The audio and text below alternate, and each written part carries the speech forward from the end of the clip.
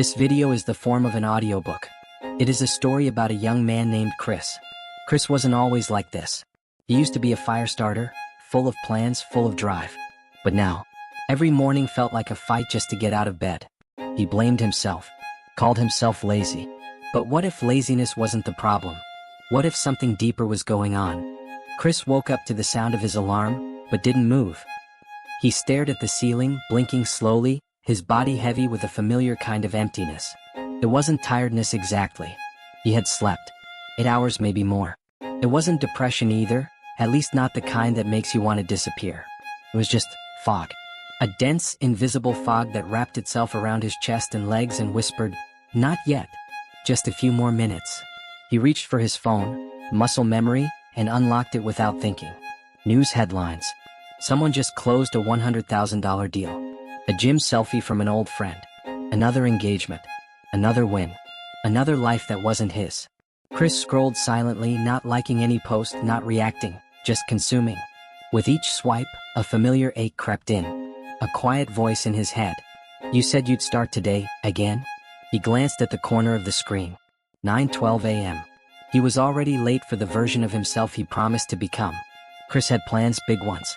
He wanted to start his own business, finally escape his draining 9 to 5. He'd bought the courses.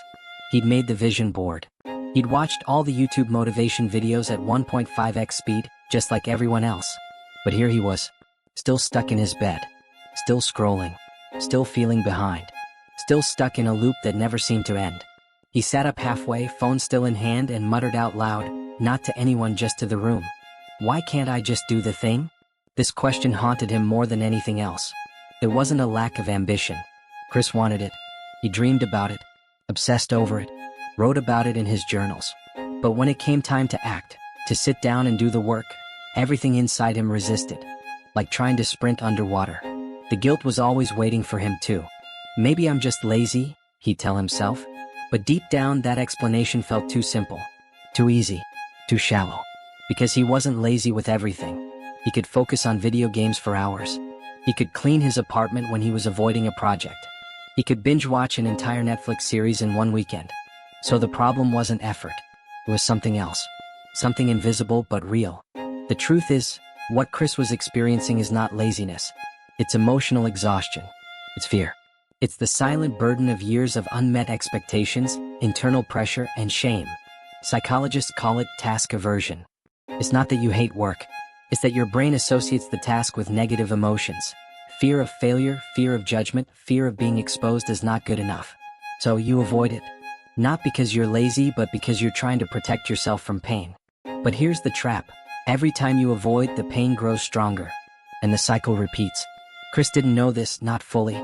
He just thought something was wrong with him. But in that moment, as he sat on the edge of his bed, still in pajamas, still holding his phone, something inside began to stir. Not motivation exactly, but curiosity. A whisper. What if this isn't laziness? What if I've just misunderstood what's happening inside me? This was the moment things could begin to shift. Not because Chris suddenly found the willpower. Not because he drank a green smoothie or made a to-do list. But because he stopped attacking himself and started asking better questions. Because once you understand the real reason behind your resistance, you can finally begin to break free from it. Chris sat quietly at the kitchen table. A half-finished cup of coffee steamed beside him. His laptop was open, but untouched. Tabs open. A to-do list blinking like a reminder of everything he should be doing. He stared at it all, then stared past it. Not thinking. Not feeling. Just suspended. For years he believed the problem was him. That if he could just become more disciplined, more motivated, more like those successful people, things would finally click. But today felt different. That small voice from earlier, the one that asked, "What if it's not laziness?" had grown a little louder. Chris pulled out his journal. He hadn't written in it for months. He turned to a blank page and wrote, "Why do I avoid the things I care about?" That question lingered in the air like incense. He didn't try to answer it immediately. Instead, he let it simmer. Then, as if his brain had been waiting for permission to speak, the thoughts began to flow. "I'm afraid I'll fail. If I start and it's not perfect, I'll hate myself. What if I realize I'm not as smart as I thought? What if people see me try and laugh when I fall?" Chris stopped writing. He was stunned by his own honesty. It wasn't procrastination. It was protection. His brain wasn't sabotaging him, it was shielding him from pain. And suddenly it made sense. The human brain isn't wired for success. It's wired for survival. It doesn't care if you write that book or start that business. It only cares that you avoid embarrassment, rejection, or pain. So when you say, "I want to change my life," and your brain hears, "That might be risky," it pulls the emergency brake. Not because you're weak, but because you're still using fear as your default operating system. Chris realized something profound in that moment. He had been punishing himself for what was, in truth, a miscommunication. His conscious mind wanted growth. His subconscious mind wanted safety. And these two parts of himself had been at war for years. Every time he pushed forward, something pulled him back. Not out of malice, but out of misalignment. Chris took a deep breath. Maybe he didn't need to force himself to hustle harder. Maybe he needed to soothe the part of himself that was still scared. He opened his notes app and wrote something down. "I'm not lazy. I'm scared. And that's okay. But fear can't drive the car anymore." He felt something shift just slightly. A quiet sense of self-respect. Not pride exactly, but peace. It was the first time he'd met himself with understanding instead of criticism. And that was a powerful beginning. The truth is, the mind will always find a reason not to act if it doesn't feel safe to act. But when you stop calling yourself lazy and start listening to your deeper fears, you move from self-judgment to self-awareness. And from awareness comes power. Chris hadn't fixed everything, but for the first time in years, he had stopped fighting himself. And that changed everything. Chris woke up the next morning before his alarm.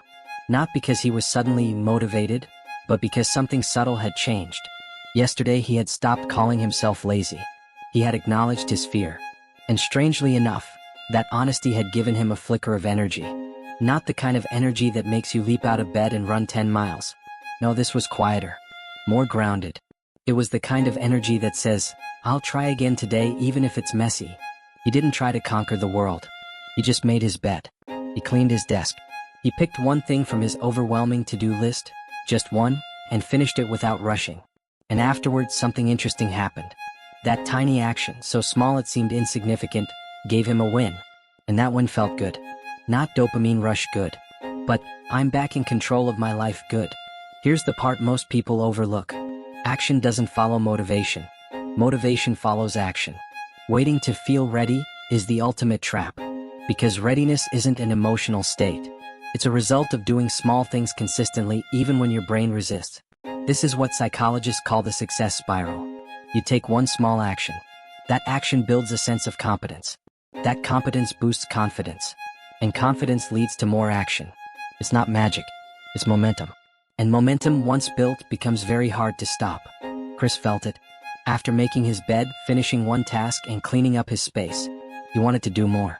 Not because he was chasing productivity, but because each completed task told his brain, "We're safe. We're capable. We're moving forward." And the brain responded accordingly. It released less stress. It stopped screaming in panic. It started cooperating. Later that day, Chris took a walk without his phone. Just fresh air and his thoughts. And somewhere along the quiet streets, he whispered to himself, "It's not about the big breakthrough. It's about showing up with integrity." This was the key. He didn't need a 30-day challenge. He didn't need a perfect morning routine. He needed trust. Trust in himself to do one thing each day that aligned with the life he wanted. If you're stuck right now, don't try to overhaul your life. Don't punish yourself with guilt-driven schedules or shame-based routines. Instead, start with one micro win. Clean your space. Send that email. Walk around the block. Read one paragraph. Journal one thought. Then stop. Acknowledge it.